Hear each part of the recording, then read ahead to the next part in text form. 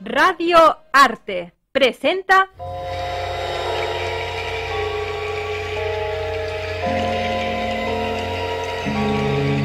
La Caverna.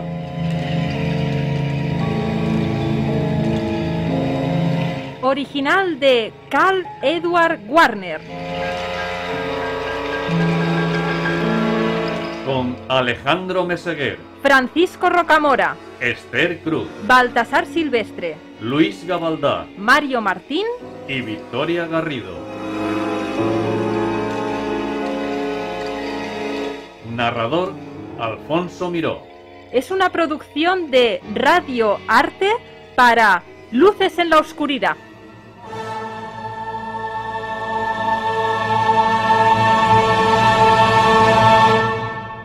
En el interior estaba oscuro y olía a rancio y a tierra húmeda. Agazapado en la abertura, el doctor Morris Kenlow escudriñó la oscuridad y husmeó como un sabueso. Sus manos, grandes como palas, cavaron con diligencia, echando los terrones entre sus rodillas dobladas. Apoyándose en una mano, se acercó más al agujero en el suelo y miró adentro. «Devuélvame la linterna, Brandon». Brandon le entregó la voluminosa linterna y trató de mirar por encima del hombro robusto de Kenlow. El rollizo cuerpo del arqueólogo, encorvado hacia adelante, obturaba por completo la abertura. «¡Sujéteme las piernas!». Brandon se encogió de hombros y, arrodillándose, sujetó las gruesas piernas de Kenlow. Sujeto de esta guisa, Kenlow se arrastró un poco más hacia el interior del túnel. Por las sacudidas de su espalda, Brandon notó que estaba acabando de nuevo, aunque no saltaban más terrones de arcilla. Usando el antebrazo, Brandon se echó atrás el pelo largo y canoso y alzó la vista. Ocultaba sus ojos tras unas gafas de sol de cristales espejeantes, pero sus finas cejas trazaban unas líneas inquisitivas hacia Del Warner. El larguirucho y esbelto Del, enfundado en un mono de drill, se sentó en una piedra caliza. Su perro Dan se acurrucó a sus pies. Va a salir una serpiente y le picará en la nariz. ¿Un cigarrillo? No, gracias. Ahí sale el doctor. Ese agujero no es más que la maldita madriguera de una marmota. Puede que lo excavara una marmota, pero recuerdo claramente que por aquí es donde, según mi padre, mi abuelo escondió el material. Perdió mucho durante la subida. Probablemente no es más que un agujero que conduce a una cueva en la caliza. Esta zona está cuajada de cuevas. Del, ¿tiene un pitillo? Los míos se me han caído del bolsillo. Tenga. Gracias. Mi abuelo le dijo a mi padre que era una especie de boca de túnel, solo que se había derrumbado. Como un pozo de una mina antigua que ha estado abandonada años y más años. Es la clase de historia que se les cuenta a los niños. Estas colinas también están cuajadas de cuentos fantásticos sobre las minas de los antiguos. Solo Dios sabe en cuántas empresas quiméricas he participado en los 2 últimos años. Mire, todo lo que sé es lo que me dijeron. Y lo que me dijeron es que aquí estuvo una de las minas de los antiguos. Volvamos a la cabaña. Querrá usted lavarse, doctor Kenlow, y eso me dará tiempo para preparar unas bebidas. ¿Vamos, Del? Se lo agradezco, pero ahora no dispongo de tiempo. Brandon. Mi hermana Ginger me ha dicho que confía en que vendrá a cenar esta noche. Será un verdadero placer. Entonces nos veremos en la cena. Hasta la vista, doctor Kenlow. Confío en que encuentre lo que anda buscando. El arqueólogo recogió su pesado Winchester modelo 70 de calibre 220 rápido. Estaba buscando marmotas cuando se encontró con Del Warner y su visitante. De un bolsillo de su chaqueta de drill, sacó la cubierta de una lente para la voluminosa mira telescópica Leupold 3x9. ¿Ha dicho usted que le apetece una copa, doctor? Sí, ya lo creo. Llevo aquí toda una semana fisgando en cada agujero de marmota que algún palurdo considera especial. Pues por aquí no se ve ni un solo bichejo de esos. He buscado marmotas muchas veces y nunca he dado con una. ¿Es que no las ha visto? O quizás se trate de una madriguera antigua. Sí, es vieja, porque de lo contrario habría tierra esparcida a su alrededor. Pero no hay ningún rastro de excavación, salvo ese agujero en la ladera, y más bien parece como si lo hubieran abierto desde debajo.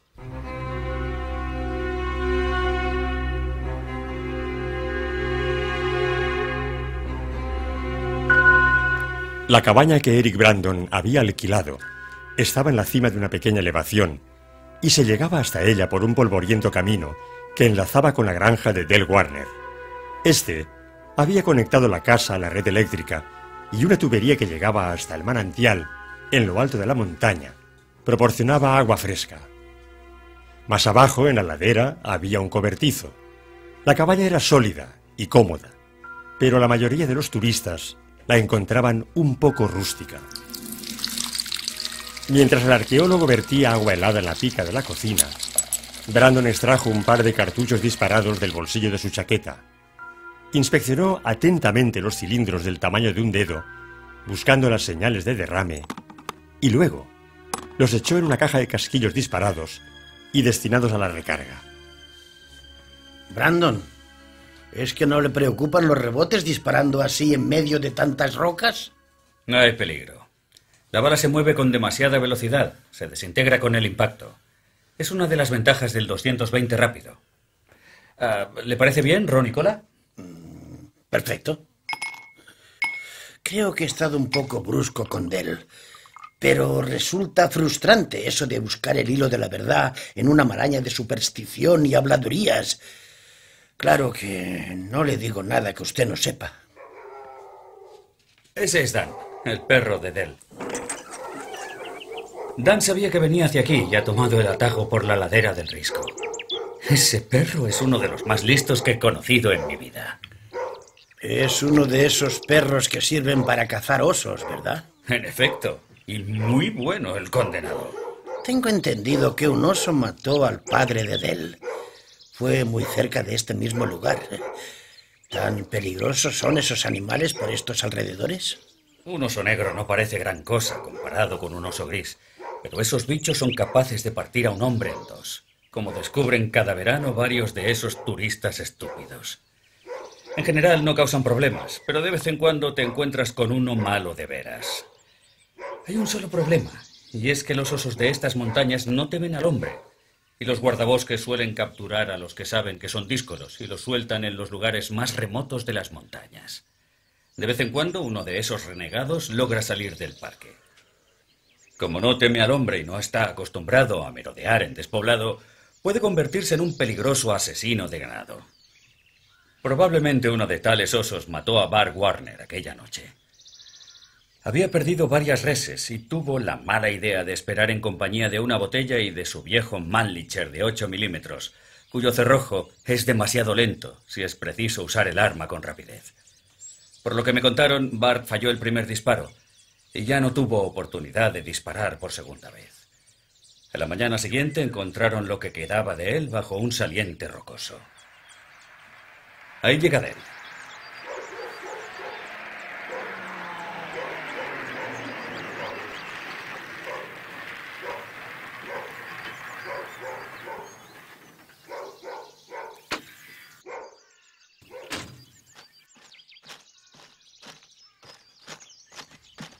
Estos tomates hay que meterlos en la nevera, Brandon. Están demasiado maduros. Shh. Vete de aquí, Dan. Oh, gracias por los tomates. Entremos. Brandon, le he traído el periódico de Asheville. Ah, y también tiene una carta. Tome. Gracias. Probablemente es de mi asesor, que quiere saber qué tal voy con mi tesis. Del, ¿quiere ron con cola? De acuerdo. La cena tardará un poco, porque Faye y Ginger se han ido a Waynesville para arreglarse el pelo. Nos gustaría que se quedara también a cenar, doctor Kenlow. Será un placer, gracias. Doctor Kenlow, ¿qué es lo que busca en esas minas? Si es que hay tales minas. No hay ninguna duda de que existen, y usted debería de estar convencido de ello, Brandon. ¿Quiénes fueron esos antiguos que las excavaron?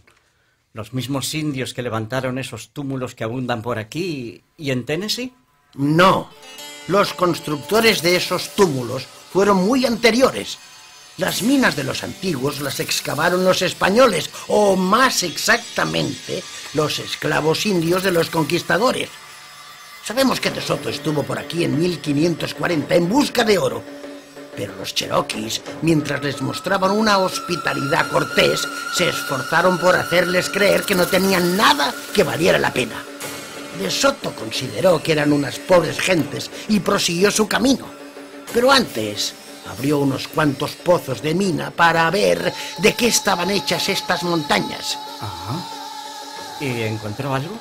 Por aquí no encontró nada, pero más al sur halló un poco de oro.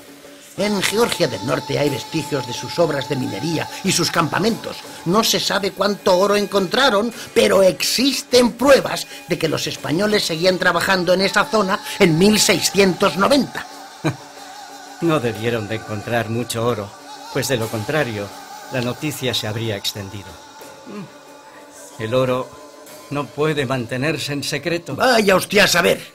Si volvieron aquí una y otra vez durante 1 siglo y medio es porque, sin duda, encontraron algo. Mucho oro salía del Nuevo Mundo, pero no era mucho el que llegaba a España en manos de quienes lo descubrían. Había varios motivos para mantener el descubrimiento en secreto y, naturalmente, más tarde, esta zona produjo más oro que cualquier otro lugar del país antes de la fiebre del oro en el oeste. Claro que todos esos filones se agotaron mucho antes de la Guerra Civil. Así pues, ¿usted cree que los españoles fueron quienes excavaron las minas de los antiguos? De eso no cabe duda. Tal vez eso se ha demostrado en Georgia del Norte, aunque tengo la impresión de que son solo conjeturas.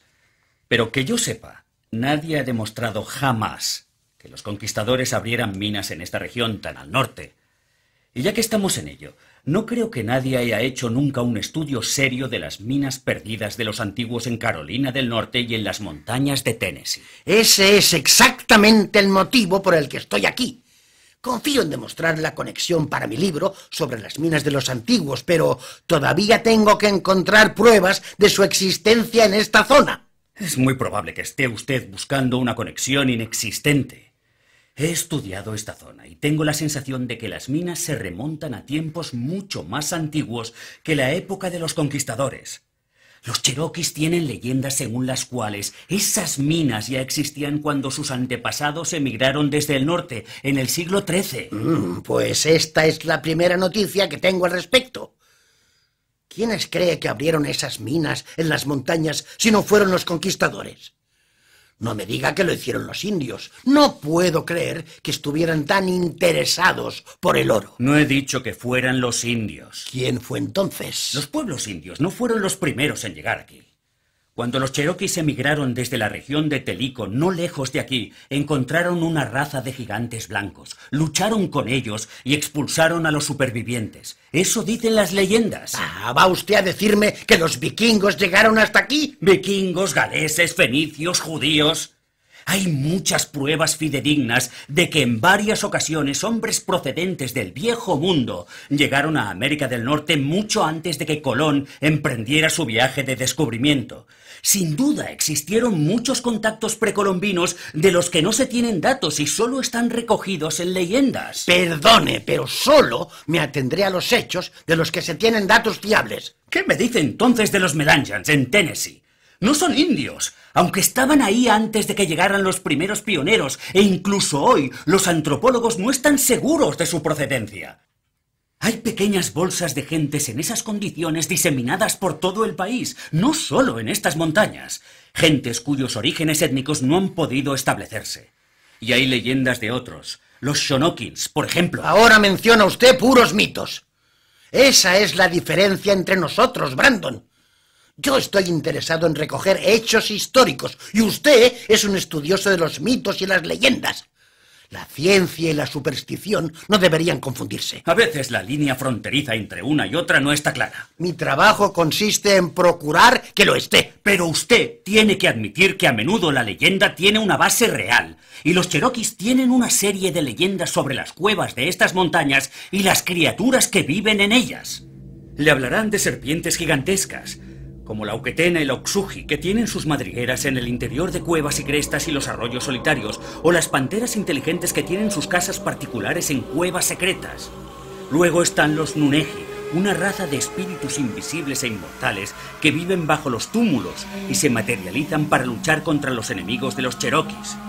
Parece ser que se les vio por última vez no hace tanto tiempo, en la época de la Guerra Civil.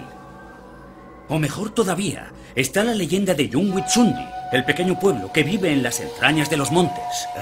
Sigo esperando una base de hechos reales. A veces se encuentra esa base. ¿Ha leído el libro de John Ashton, Criaturas curiosas en la zoología?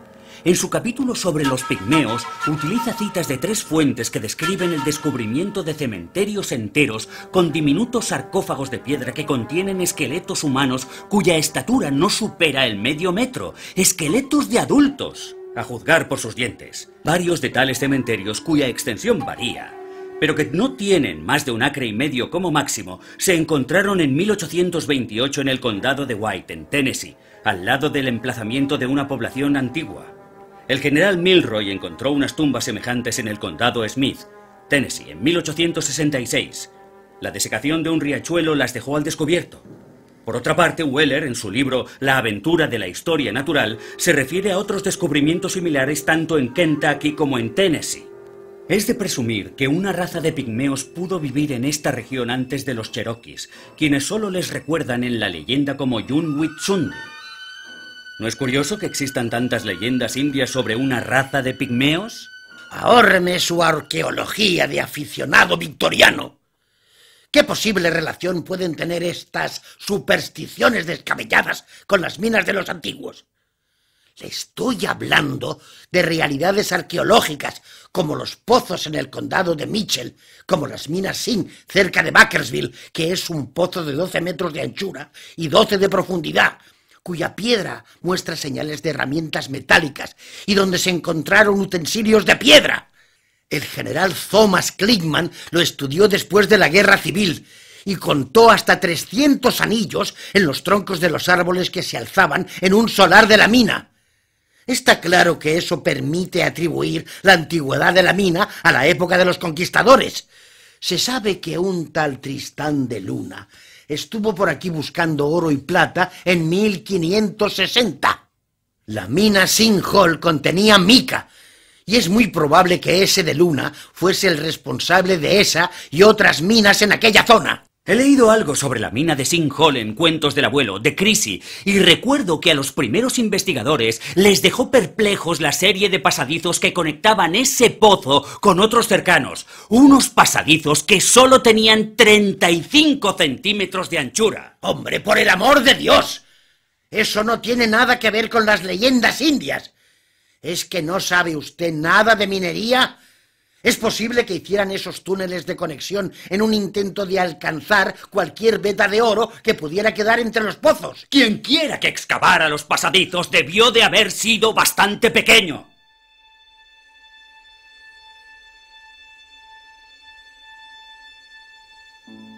Las sombras de la tarde eran alargadas cuando Dell llevó a Kenlow y a Brandon a la casa en su camioneta. La granja era un edificio de madera, de 2 pisos, con cimientos de piedra, muy antiguo, pero bien conservado. Cuando llegaron, otra camioneta de color verde estaba aparcada. Pertenecía a Olin Reynolds, el suegro de Dell. Era un hombre delgado y pálido, cuyo cuerpo huesudo casi se perdía bajo un mono de faena anticuado. Tenía el rostro surcado de arrugas y su cabello era casi tan blanco como el de Brandon. En otro tiempo había fabricado el mejor whisky ilegal de la región, pero su última estancia en la penitenciaría de Atlanta significó su ruina. Ahora vivía solo en su vieja casa al borde del bosque nacional Pisgah. Con frecuencia se presentaba a la hora de cenar, como hacía Brandon. Hola, Brandon. ¿Cómo estás, Olin? ¿Aún no has dado con ese chotacabras que picotea las coles de mi pequeña? Ayer por la mañana lo vi en aquel pino blanco sobre la cresta y lo abatí de un disparo. Eso está casi a 1 kilómetro. Hola, Brandon. ¿Qué tal, Ginger?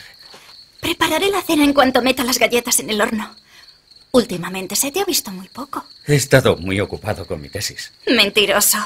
Has estado correteando por las colinas con Dan. Eso es solo para relajarme después de haber estado trabajando hasta muy tarde. Ahora os aviso para la cena. Ginger Warner era la hermana pequeña de Dell. Acababa de regresar de la Universidad de Carolina Occidental, donde había cursado los 2 primeros años. Era alta y cimbreña, de ojos verdes y sonrisa pronta. Llevaba el cabello cobrizo desgreñado, cortado como el de un chico. ¿Pero qué es esto? Tenlow arrancó de un tirón una maceta colgante y arrojó su contenido al patio. ¿De dónde diablos ha salido esto? Tenlow examinó el recipiente de metal oxidado que un instante antes había sostenido una begonia rastrera. ¡Por el amor de Dios, Kenlow! Sí, Brandon, por el amor de Dios. Esto es un morrión español. ¿Qué está haciendo ahí colgado y lleno de petunias? Ya está la cena. Pero, ¿qué pasa? Lo siento. He perdido los estribos al ver esto. Discúlpeme, por favor. Si la planta se ha estropeado, le compraré otra. Pero dígame, ¿dónde consiguió esto? ¿Ese viejo cacharro? Estuvo en el granero durante muchos años. Le hice unos agujeros en el borde y resultó una maceta estupenda para mi begonia. Es un morrión, un casco de conquistador, y es auténtico si no me equivoco. Dígame de dónde ha salido y le compraré una camioneta de begonias. La verdad es que no sé de dónde procede. Ni siquiera sabía que tiene algo especial.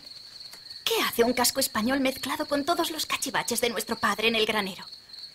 En el mismo sitio donde encontré esto, hay una vieja olla de hierro agujereada. ¿Quiere echarle un vistazo y decirme si se trata de la bañera blindada de Moctezuma? Venga, Brandon, mire esto y dígame si estoy loco. Es un morrión, desde luego. Ahora, si data o no de la época de los conquistadores es algo que no sabría decir. Pero también parece muy improbable que hubiera una reproducción tan bien hecha abandonada en el granero. ¡Diablos! Yo sé de dónde ha salido eso. Yo estaba con vuestro padre cuando lo encontró. Por favor, Olin, dígame dónde. Fue en lo alto de la montaña Oldfield, cerca de Tanasival, donde ahora está el Bosque Nacional Pisgah. Había allí una especie de cueva, y no creo que ahora perjudique a nadie si os digo que un par de muchachos llamados Brennan fabricaban un poco de licor con un alambique que habían montado dentro. Bard y yo pasábamos de vez en cuando por allí. Llevábamos leña y cosas así. Una vez Bard se internó un poco en la cueva y nos preocupamos porque estaba algo bebido. Al cabo de un rato salió con ese cacharro y dijo que era un casco indio porque lo había encontrado al lado de un montón de huesos. Le gustaba coleccionar puntas de flecha y hachas de piedra cuando las encontraba. Así que se llevó eso a casa y lo guardó con las demás cosas. Supongo que desde entonces cambiaría de sitio y acabaría en el granero. ¿Todavía podría encontrar esa cueva? ¿Puede llevarme allí mañana? ¿Quién más está enterado de esto? Hombre, no creo que nadie lo sepa. Los Brennan ya no andan por aquí. No tuvieron mucha suerte. A Harding Brennan le pegaron un tiro una noche cuando discutía con un cliente. Y dijeron que su hermano Earl se rompió la cabeza al caer contra unas rocas allá en la cueva. La mujer de Earl le había abandonado y tenía 2 hijos, Buck y Lori. Esta última era medio salvaje y no estaba bien de la cabeza. Aunque era muy joven, tuvo un bebé y se rumoreaba que el padre debía de ser alguno de sus familiares. Habida cuenta que todo el mundo la temía y nadie se le habría acercado. Todos se fueron a alguna parte del norte. Creo que viven con su madre. Todavía hay otros Brennan por aquí que podrían ser parientes lejanos, pero que yo sepa, nadie ha estado en esa cueva de la montaña Oldfield desde que Buck y su hermana se marcharon hace más de 20 años. Entonces nadie lo sabe. ¡Fantástico! ¿A qué hora quiere ir mañana? Lo mejor será que salgamos pronto. ¿A las 7? Pongamos a las 6, porque es preciso el día entero. Podría subir a la cabaña. ¿Le parece bien, Brandon? No debería entrar ahí solo. Y bien sabe Dios que mis viejos huesos son demasiado frágiles para arrastrarme por esos sitios. Iré, desde luego. Parece interesante. No es necesario que me acompañe. Tengo experiencia en espeleología. Entonces sabe que es peligroso explorar una cueva a solas. Además, todo esto me intriga. ¿Es que no entráis a comer? Ginger, creí que habías ido a llamarles. Todo está listo. Ya vamos, Faye. Entremos. Si no, mi hermana nos echará una bronca.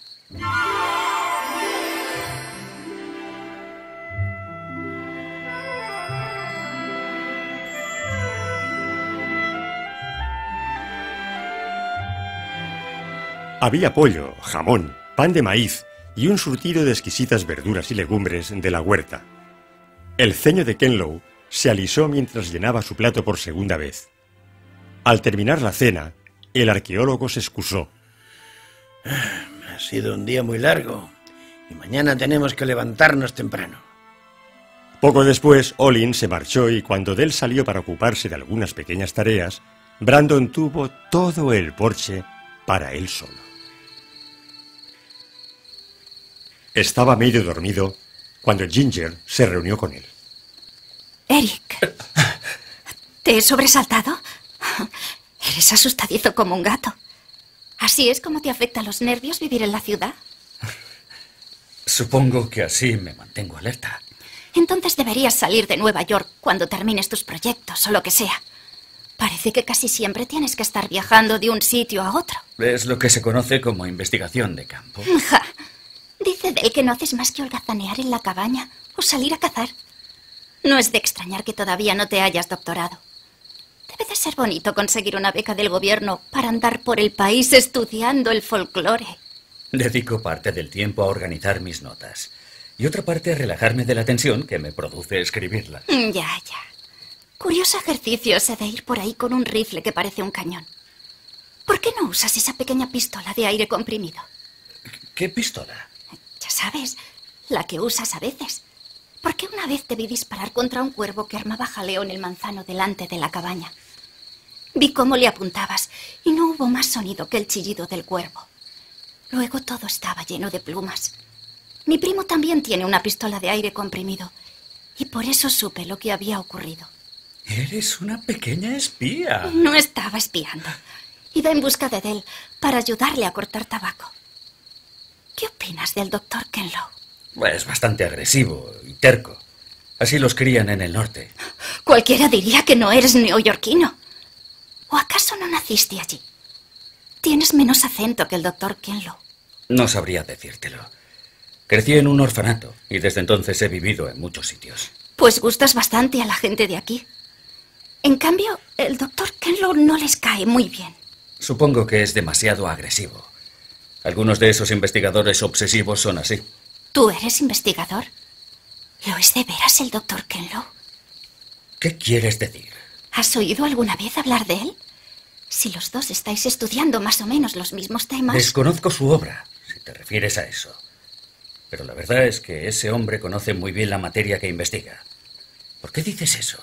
Me parece más interesado por el oro que por la arqueología. Al menos eso es lo que les parece a la mayoría de las personas con las que habla. Se consigue más aplauso descubriendo una tumba llena de reliquias de oro que un túmulo con huesos podridos y fragmentos de cerámica al margen del valor relativo que tengan para el conocimiento científico.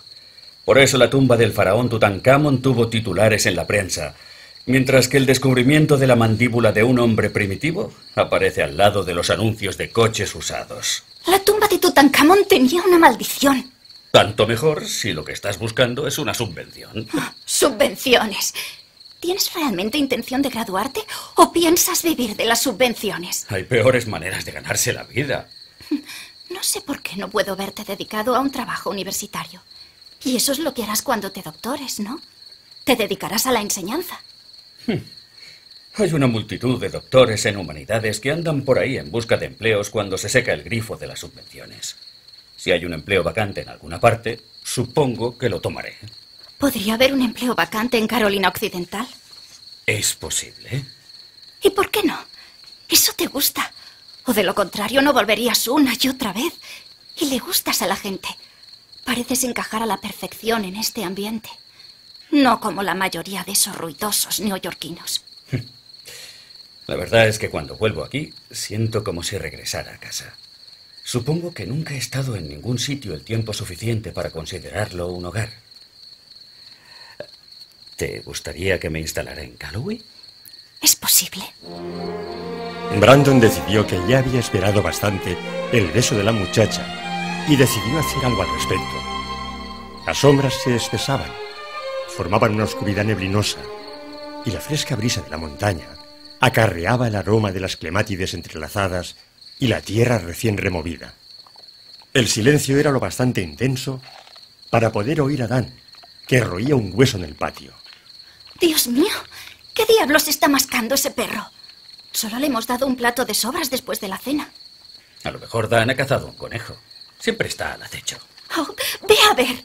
La semana pasada mató a una coneja. Y sé que todos sus conejitos se murieron de hambre. Probablemente Dan se los zampó antes.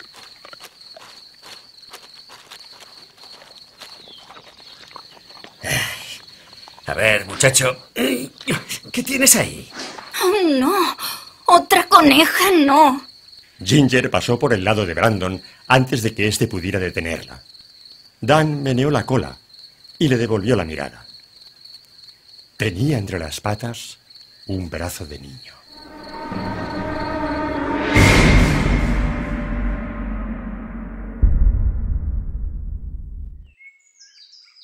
No me extraña que Ginger se asustara tanto.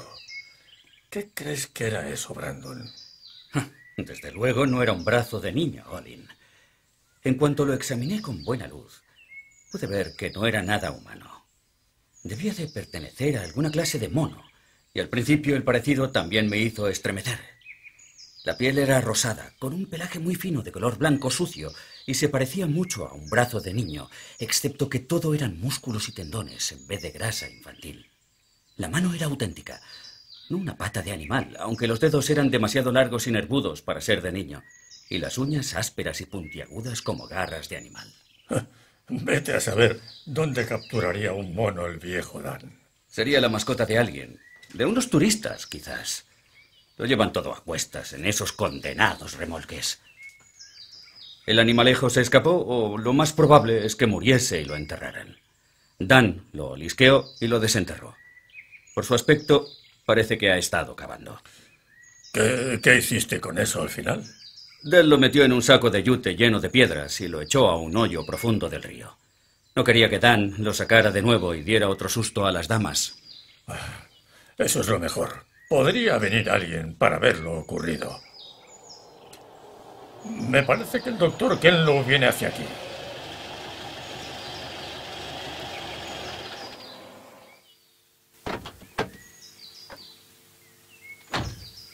Me ha costado mucho encontrar el desvío. ¿Todo preparado? Deje sus cosas en mi camioneta y nos pondremos en marcha para ir a ese lugar.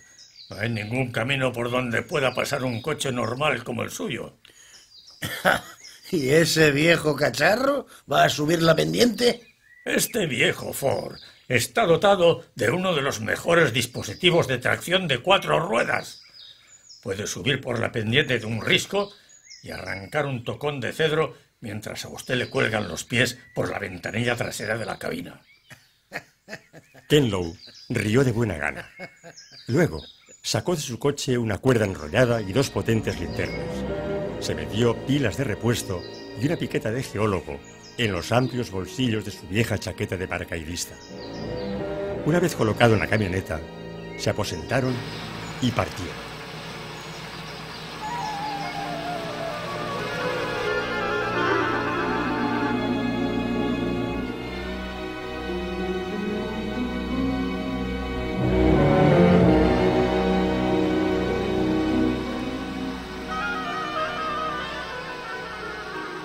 La camioneta ascendía por el camino hasta que al cabo de un rato llegaron a un claro cubierto de maleza.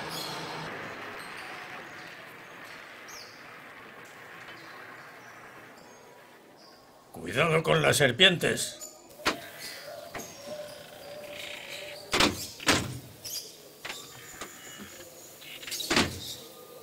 Bajo los hierbajos que lo cubrían, el claro estaba sembrado de fragmentos metálicos oxidados y desperdicios amorfos.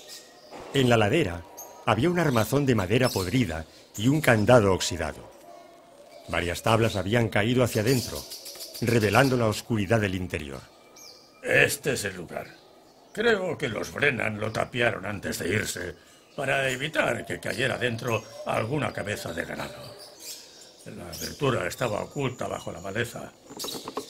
El doctor Kenlow tocó los maderos erosionados. Los dientes de la aldaba del candado colgaban herrumbrosos en el lugar donde la madera podrida se había desprendido.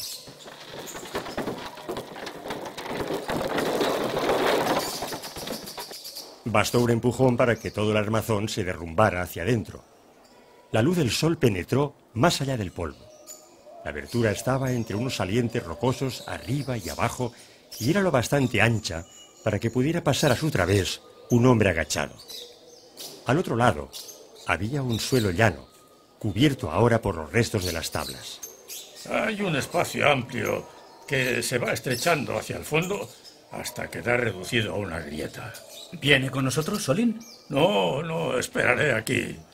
Mis viejos huesos están demasiado roídos por la artritis para reptar a través de un agujero de serpientes. Brandon, quédese con él si quiere.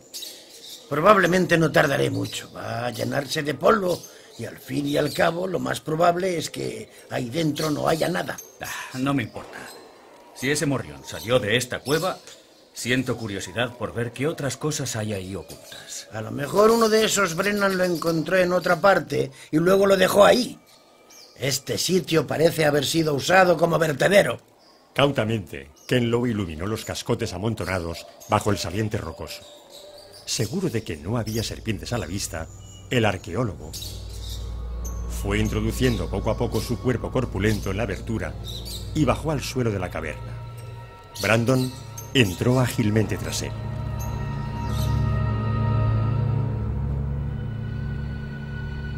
Estaban en una antecámara de tamaño considerable, oscura y con olor a encierro. La luz del día penetraba por la abertura y un parche de negrura al fondo señalaba el lugar donde la caverna se estrechaba y penetraba más profundamente en la ladera de la montaña. Brandon se quitó las gafas de sol y echó un vistazo a la cámara. Los restos de lo que había sido una destilería de licor clandestina todavía estaban esparcidos por el interior de la caverna. Kenlow dirigió hacia arriba el haz luminoso de la linterna, que solo reveló la roca ennegrecida y unos cuantos murciélagos amodorrados. Un maldito vertedero de basuras. Puede que encontremos algo más al fondo. El arqueólogo dirigió la luz hacia el fondo de la cámara. Un pasadizo se internaba más en la montaña y la abertura estaba bloqueada a medias, con piedras sueltas y más desperdicios. Kenlow se abrió paso a través de esta barricada y entró en el estrecho túnel.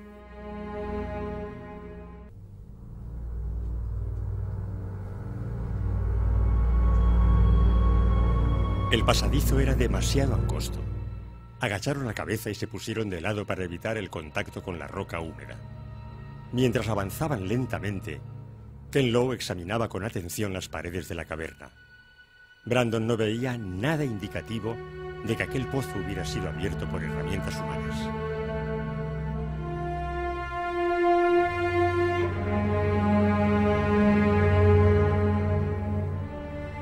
Al cabo de un rato, desapareció la luz del día a sus espaldas y solo pudieron orientarse por medio de las linternas. El olor a encierro se hizo más rancio, con una acrimonia de putrefacción animal, y Brandon se preguntó si no correrían el riesgo de penetrar en una capa de gases nocivos. Espere ahí, Brandon. Kenlow se detuvo bruscamente. A pocos metros de sus pies, el suelo del pasadizo desaparecía. Las linternas iluminaron el pozo que se había abierto ante ellos. Debe de tener una altura de 4 o 5 metros. La caverna es lo bastante grande para contener el gimnasio de una escuela. El saliente sobre el que estamos desciende por esa línea de falla hasta el fondo. Podemos bajar, pero poniendo cuidado para no dar un paso en falso. ¿Es respirable el aire? Por el olor parece bastante fresco. Se sacó un arrugado paquete de tabaco del bolsillo y encendió un pitillo. La llama se extendió hacia la dirección por donde habían entrado. Dejó caer el cigarrillo por la abertura del pozo y observó el chisporroteo cuando chocó contra el suelo. Todavía arde. Voy a bajar. Menos mal que ahí abajo no había gas natural. Esto no es una mina de carbón, sino solo otra caverna natural, puede estar seguro. Apoyándose en la roca, fueron bajando poco a poco por la pronunciada pendiente.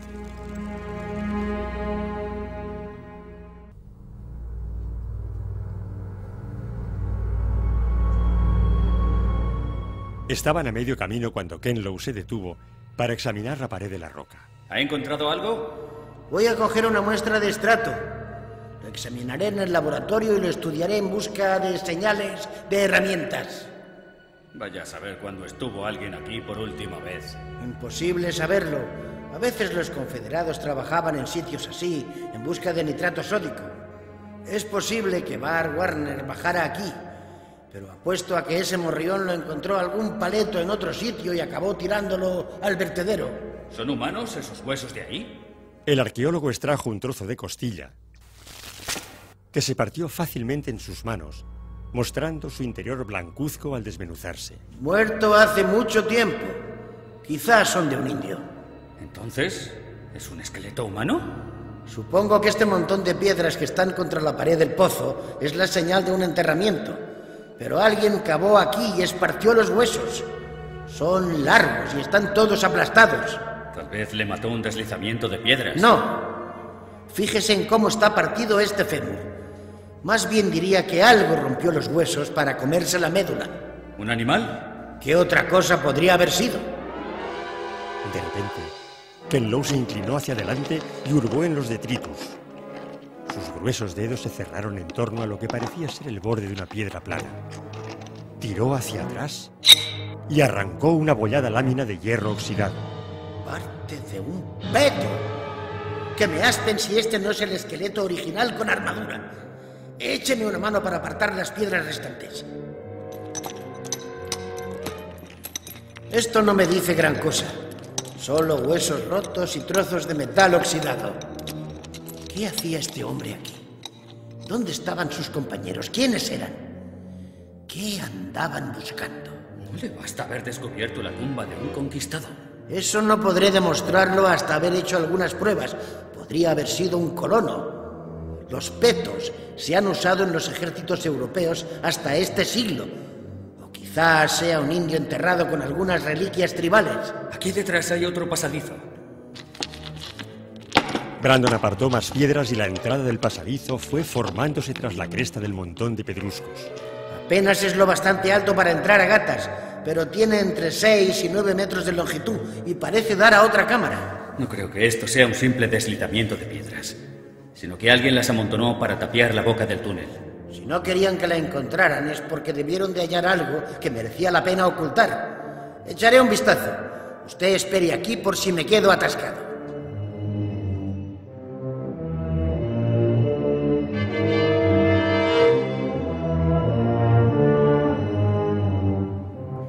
Estoy en una cámara más o menos como la otra. Voy a inspeccionarla.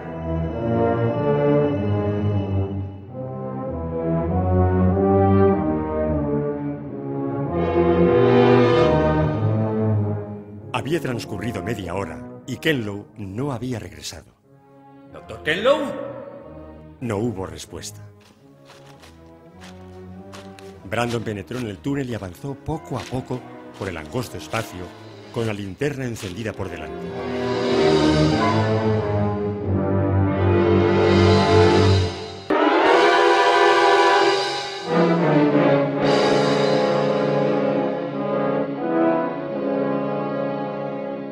Hacia la mitad del túnel Brandon se detuvo de súbito para estudiar sus paredes. No era ningún pasadizo natural. Había marcas de herramientas en la piedra. El túnel daba a otra cámara muy parecida a la que acababa de abandonar. La distancia hasta el suelo era corta.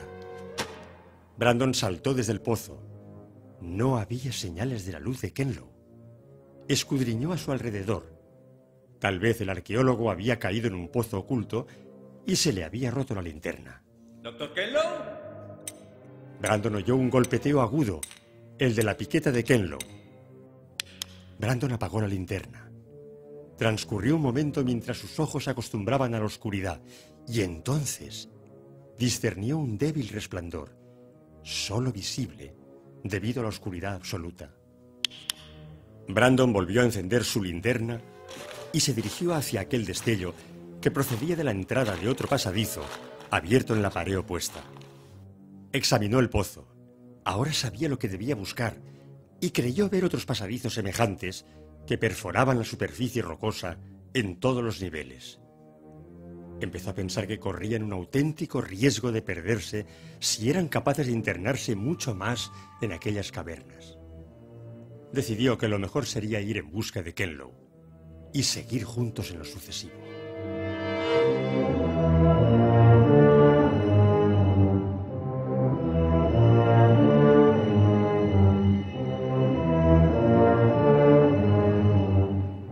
El nuevo pozo era casi idéntico al anterior, aunque algo más estrecho. El arqueólogo estaba tan embebido en su tarea que no percibió la presencia de Brandon hasta que éste llegó al suelo del pozo.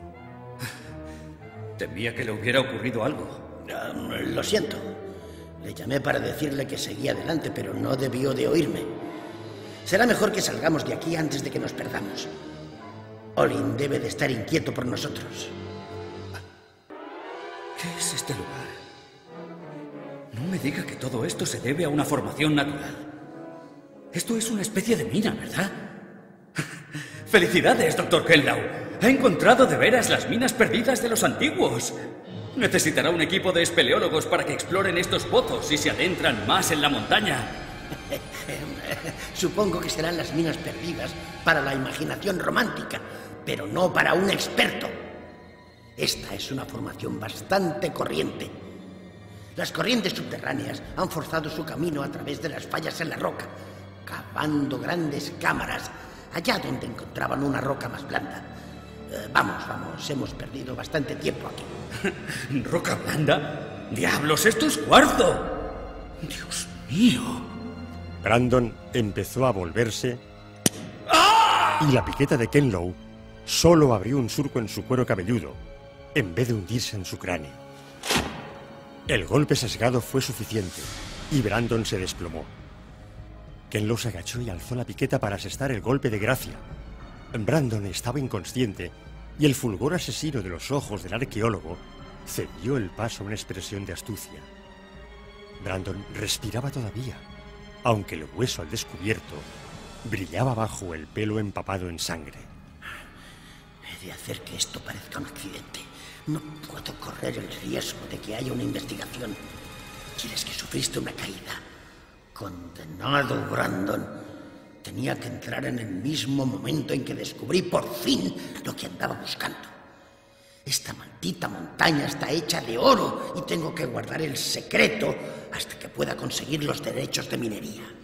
Levantó una piedra, improvisando rápidamente, pues el ataque no había sido premeditado.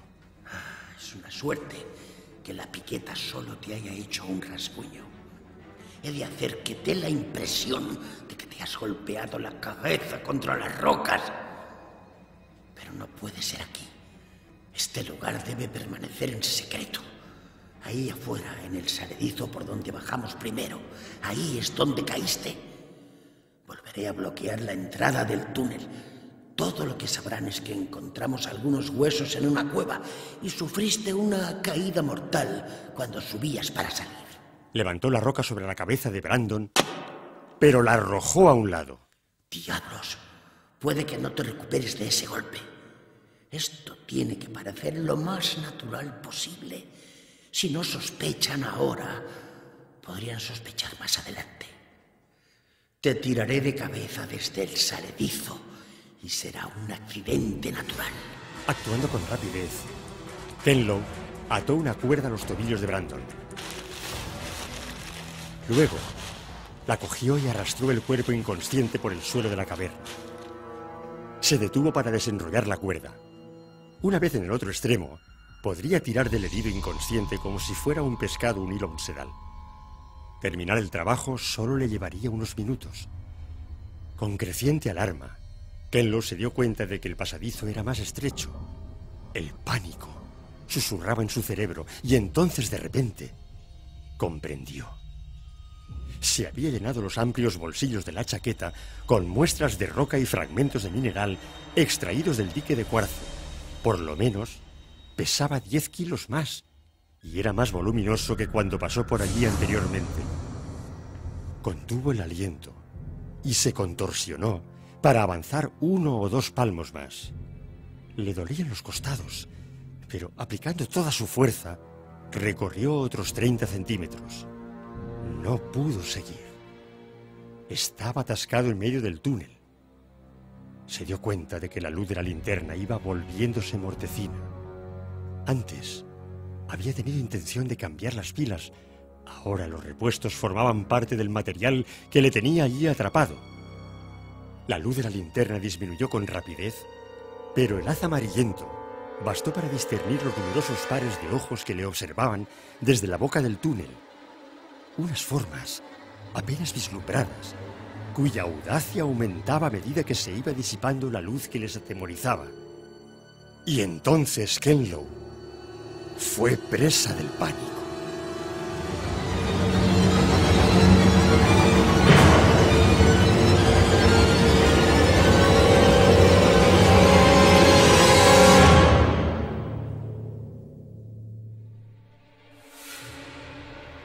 El dolor palpitante en el cráneo era tan intenso que transcurrió algún tiempo antes de que Brandon se diera cuenta de que estaba consciente.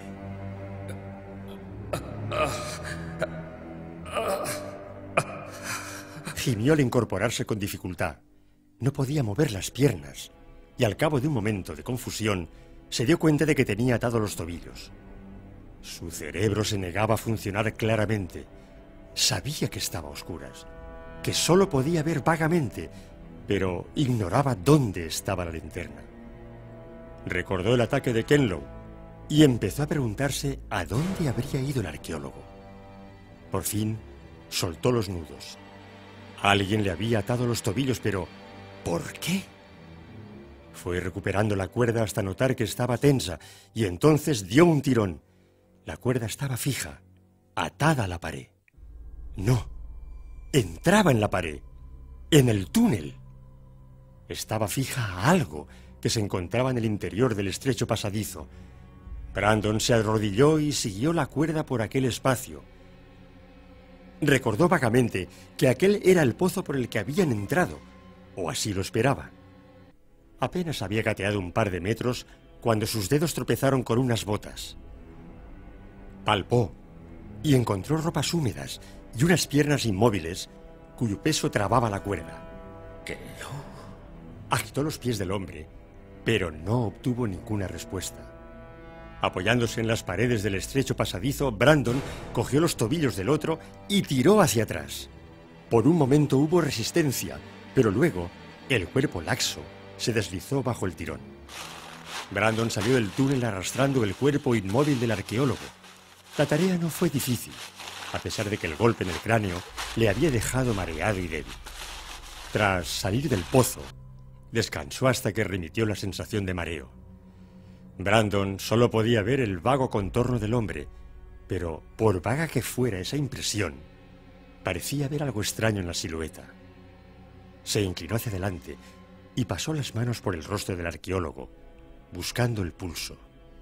Sus dedos encontraron una cálida humedad que se extendía sobre unas partes de dureza lisa y blandura viscosa, antes de deslizarse en las cuencas vacías de los ojos.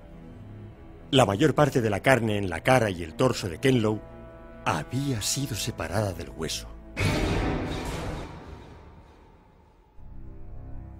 Kenlow estaba muerto, y él, Brandon, se hallaba malherido. Eso era todo lo que podía pensar, junto con el reconocimiento de que debía marcharse de aquel lugar. Era preciso recorrer de nuevo el estrecho pozo donde Kenlow había encontrado la muerte. Una vez más, se arrastró por el túnel, avanzando centímetro a centímetro en la oscuridad.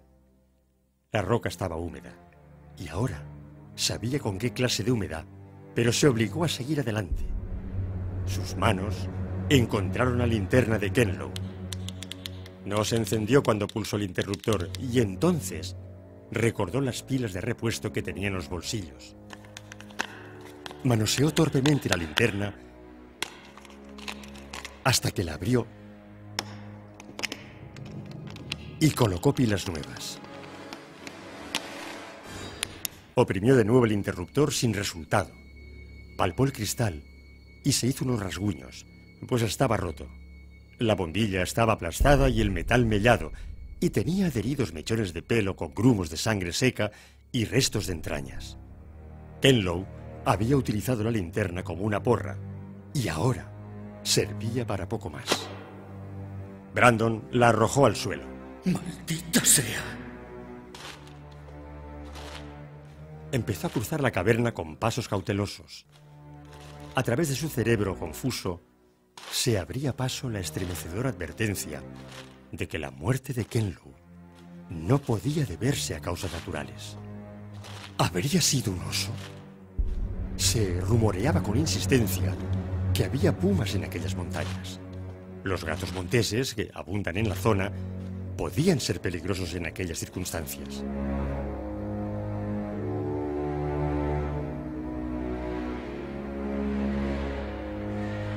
La pared opuesta se alzaba ante él. Se apoyó un momento en la fría solidez, sintiendo las rodillas insensibles y presa de vértigo por el esfuerzo realizado.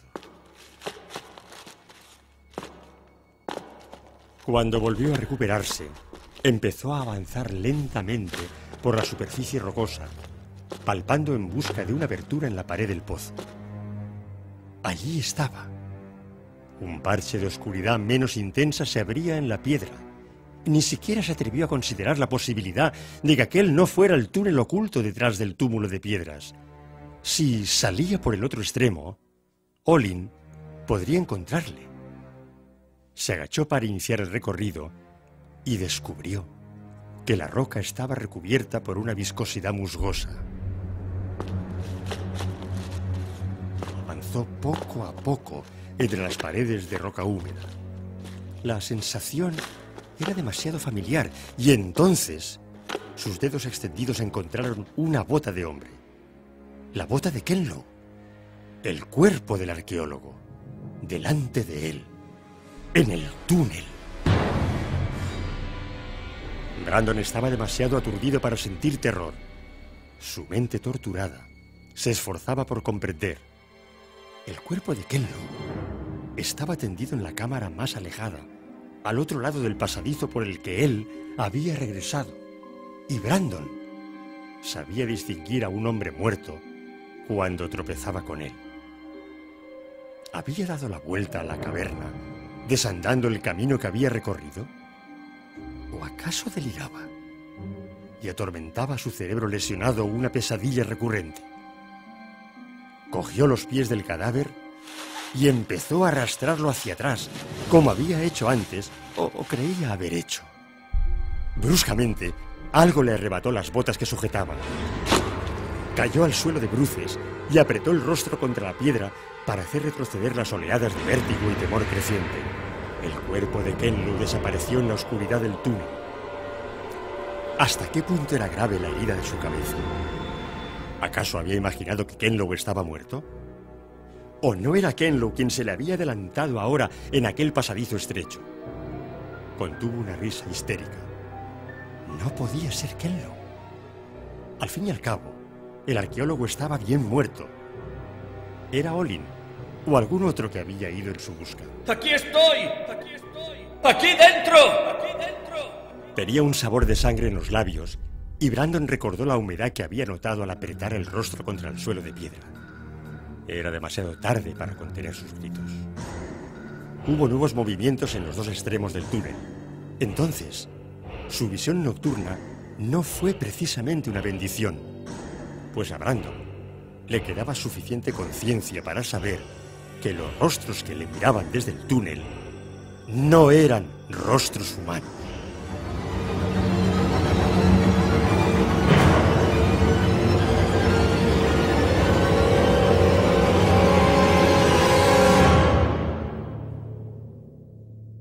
Radio Arte ha presentado